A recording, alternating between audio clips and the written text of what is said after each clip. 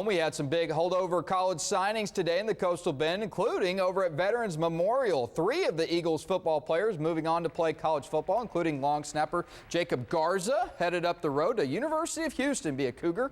His Vets teammates that are moving on include a couple of soon-to-be Javelinas, Anthony Guerrero and Kobe Piper, both set to head to Kingsville this upcoming season. Congrats to those 3 Vets players on continuing their careers. And speaking of A&M Kingsville, the Javelinas will have another local athlete as well, this time from Skidmore-Tynan. The Bobcats' Katrina Hernandez joining the track and field program down there. The Bobcats also had a whopping 4 others signed, including former 3 News Athlete of the Week, Felix Menchaca, headed to Southwestern University. The others include Declan McCarn, Tress Ortiz playing basketball, and Logan Shannon headed to McPherson College in Kansas. So congrats to all of those kids signing today.